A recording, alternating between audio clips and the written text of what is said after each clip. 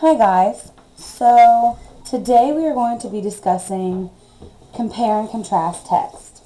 Now if you look at what I sent you three different pictures that all kind of talk about the same thing. They all kind of talk about comparing and contrasting, and we've done some work with comparing and contrasting before, so it shouldn't be really anything new.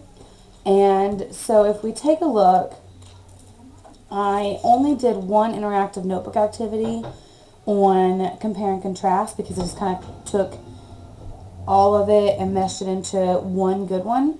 So we know that to compare is to tell how two or more things, qualities, or events are similar or alike. To contrast is to tell how two or more things are different, how they're not the same.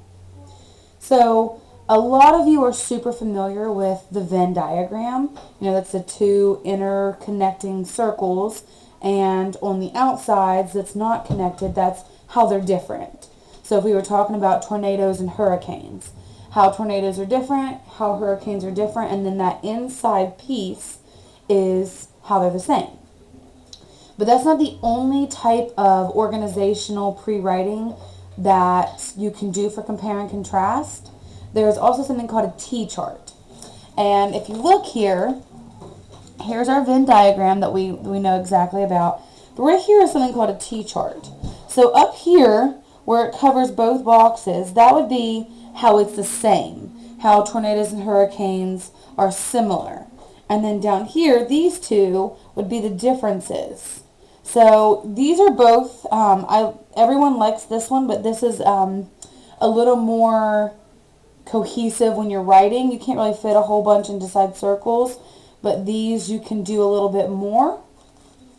And then the last thing that I wanted to talk about with comparing and contrasting before I get into our packet is there's a lot of synonyms for compare and synonyms for contrast. And by the way, you remember the word synonym means how they're the same, or words that mean the same thing.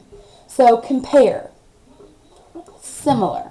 That's one that's used a lot, and I always want to make sure that kids understand that, so that if you see that word, you don't just say, I don't know what that word means.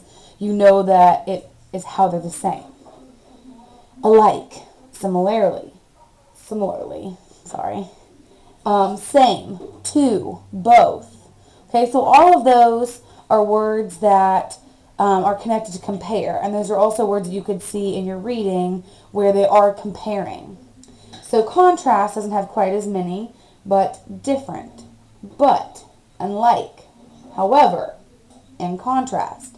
So those are all words that you could see when you're reading a compare and contrast, and when you see those type of words, they're telling how they're different. They're contrasting them. Thank you.